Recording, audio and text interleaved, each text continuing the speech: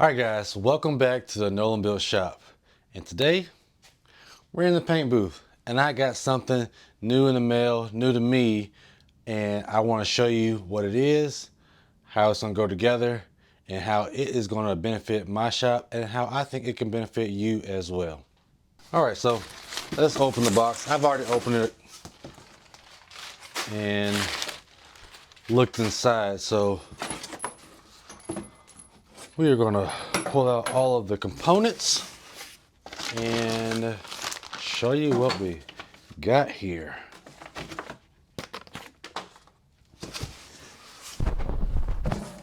Ooh, this is the Fuji 2.5 gallon pressure pot. Now I know they have the 2.5 quart pressure pot, but this is a 2.5 gallon pressure pot. Let's go over why I chose this. Alright guys, so the biggest reason why I went with the 2.5 gallon pressure pot is because this is a 1 quart. And so I particularly used a bottom fed 1 quart can. And when I'm spraying a lot of doors, like when I have an entire spray day, this can get filled up like 8 or 9 times a day. And so that means you could be spilling stuff, taking more time, not being as efficient. And so to eliminate having to continue to fill this up, we got this guy. And basically what this guy is going to allow us to do is be able to either pour 2.5 gallons of paint in here and spray all day, or just take your 1 gallon can, stick your 1 gallon can in there, let's clean up, it'll pressurize it, stick this piece inside the 1 gallon can, and be able to basically spray that way. All right, so let's go ahead and go over what we have here and what you'll need to understand in order to start and get set up. So basically the unit is going to come with this block here, and then I added on these 2 valves, one for my inlet and then one to basically stop the air from coming out the other side, and also be able to relieve some pressure, a secondary way to relieve some pressure. You also have this valve here, which is also going to let air come through and down and pressurize your tank. And then you have your actual pressure regulator on the actual unit here, and you have a gauge there to be able to tell how much you have your pot pressurized to. And basically you can adjust this by using this knob. And so then we have our air safety valve here. This is basically like a relief valve. It'll set off if it gets over pressurized. And then we have a air release valve where you can kind of depressurize the pressure inside the pot slowly using this by just twisting it. So you can either use this or you can use the piece here, but then you have your air coming back out through where you're pressurizing. So this is the best way to relieve the pressure off the pot before opening it. And then we have here, this is where our actual fluid is going to come through from the paint inside, and we're going to hook up this clear hose over here to here and run this hose up to the bottom of the gun in order to start spraying paint. So let's go over that now. So basically we'll take our provided hose here and screw one end to the pressure pot itself. Tighten that up. And then we're going to come to our gun and we're going to disconnect this part from the bottom fed gun, and then we're going to disconnect this part from the gun to make our gun basically look like this. And now we'll take the other end of our hose and connect it to our gun like so. We basically tighten that up here.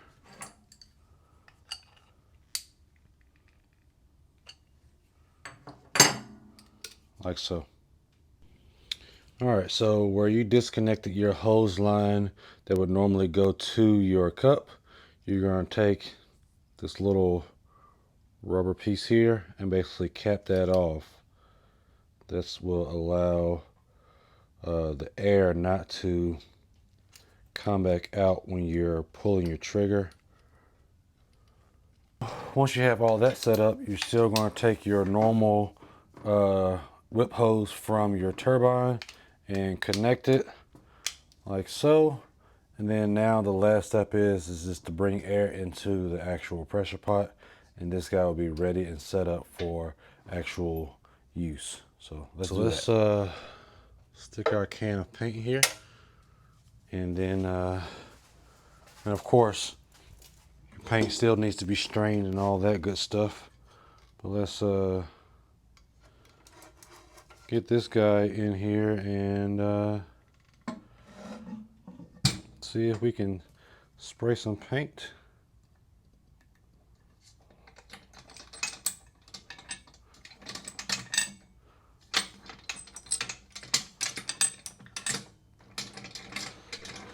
We're gonna hook our air up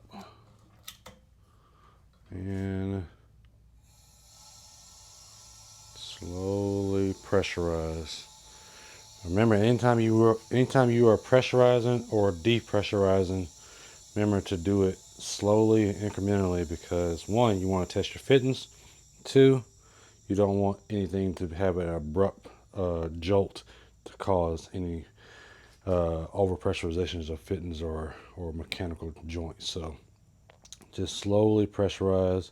And remember bringing this up to about 20-25 psi right now.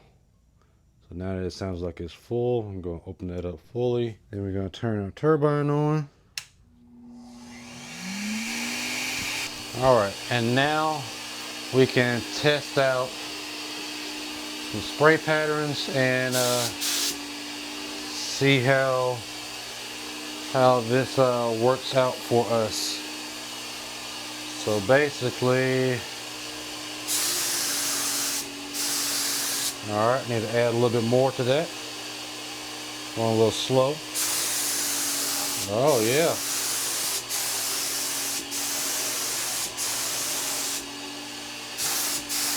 That is really nice. So now I also have the added benefit of not having a large gun being in the way of workpiece. So now I can get into tighter areas. Pretty cool. And so yeah, this is just me spraying with no primer there, but I have the benefits of spraying with the HVL Pre with minimum overspray, and the added benefit of being able to have 2.5 gallons of spraying and no gun in the way. And so it's kind of like combining a pump style sprayer with the HVLP style sprayer, being able to do this setup. Basically spraying with this setup, it allows me to have the benefit of, or the quality of finish that sprays out of an HVLP, the low overspray that the HVLP has, but also has the capacity now as if it was spraying from a pump sprayer, and the added benefit of not having a cup on the top or the bottom of the gun like a pump sprayer. So it's like combining a pump sprayer and an HVLP by adding this pressure pot to the Fuji lineup. So now I'm going to play around some more and spray another piece. I am really liking this.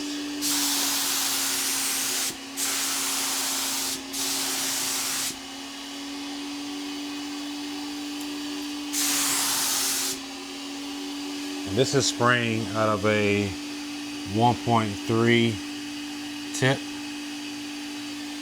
So getting a lot more paint down and with a really fine finish. All right, basically now I am depressurizing. and this is the valve that I'm using. Like I said, you make sure you want to drain it slowly so that you doesn't pull a vacuum anywhere. So just let that off slowly. Once it's depressurized, then we can untighten everything, pull this up, and start the cleanup process. All right, guys, so I started the cleaning process. Took the can of paint out and basically put in a bucket of water.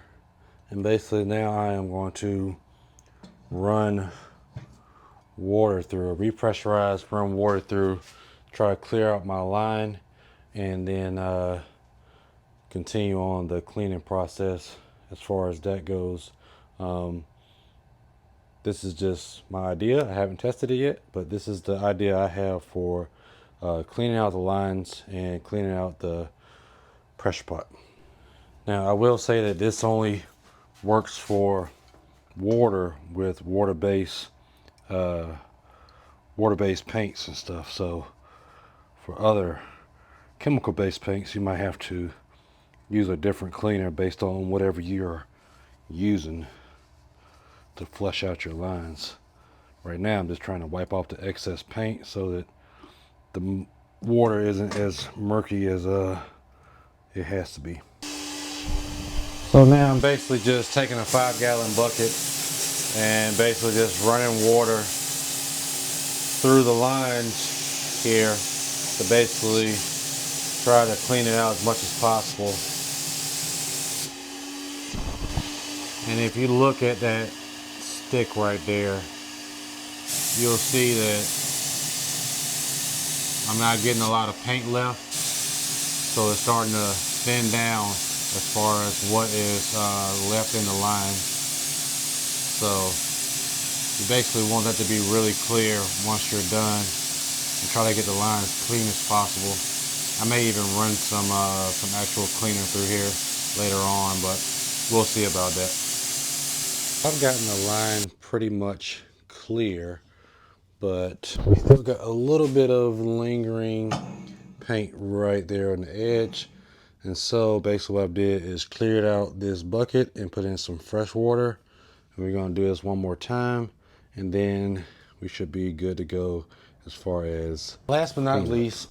When you are cleaning this and you're trying to drain all the fluid out of your line, remember this is acting like a straw with your thumb on top of it because it's closed right here.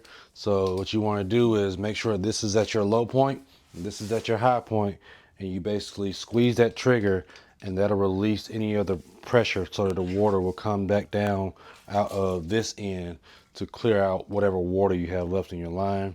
You don't want that amount of water to be in your line before you start spraying the next time. So, all right, guys, so I wanted to go over the pressurization and depressurization sequence so that you guys will have this as a frame of reference. So when you're getting ready to pressurize this tank, first make sure all of your pieces are down and tight. Make sure your relief valves are closed. Make sure that the back valve is closed, and then hook pressure up with all of these valves closed. Hook your pressure in, and then slowly open your valve here and your valve here until it comes to the pressure of about 20-25 psi is where I had it set to. And then you can basically turn your turbine on and then start spraying and testing out your spray pattern. For the depressurization sequence, you basically want to close your valve here and close your valve here, disconnect your air, and then release the pressure on your air release valve here by opening this up slowly. Once that's all depressurized, you can then open up these guys and release that off. And then when you're draining your line, you're going to need to squeeze the trigger or release the pressure off of the line itself, and that'll allow the paint to go back down inside of your bucket. Hope this helps. Let's do a brief overview and summary of the 2.5 gallon pressure pot. So the benefits are: one, 2.5 gallons versus 1 quart. Two, your gun is less invasive when you're in tight areas, and it is less weight on your hand when you are spraying for long periods of time. And then three, for me, it seems that I was able to get more fluid and more pressure out of this setup than my normal setup, which allowed me to put down more paint at one time and move a little bit faster. And then also just the ability, if you're not using something that is catalyzed, you can leave the paint and inside the bucket, drop it in there, leave it pressurized, and it can just be there for you ready to spray whenever you get ready to spray. So say you spray white all the time, you can have one of these set up specifically just for white, or just for your primer, or whatever it may be. In my thought process, I will only do that with like a water-based paints, but anything that's solvent-based or catalyzed, I wouldn't do it with, because of the solvents may start eating at certain parts and stuff in your guns and stuff like that. So, and then of course catalyzed stuff, I wouldn't want that to actually finish catalyzing and harden up on your line and ruin everything. So you can correct me if I'm wrong about those things. I'm not an expert at painting. I've been painting for some time, but I'm not an expert. I still have a lot to learn. But in my point of view, this pressure pot system is a big benefit for efficiency added to the shop, and that's what I like doing, is adding efficiency as I grow. Just keep adding little 1% here and there, and then eventually I'll have a system to where everything is just, it moves a lot faster based on, in comparison to where I started years ago with just in a 1 car garage. So that's a brief summary of the 2.5 gallon pressure pot from Fuji Spray. Fuji Spray, that's what I was trying to say. All right, guys, I hope you have enjoyed this video. Try to go over as much as I could think to go over for this particular video and this pressure pot. If you have any questions or concerns or comments, just leave them down below. Don't forget to like and subscribe. And until next time, later, guys.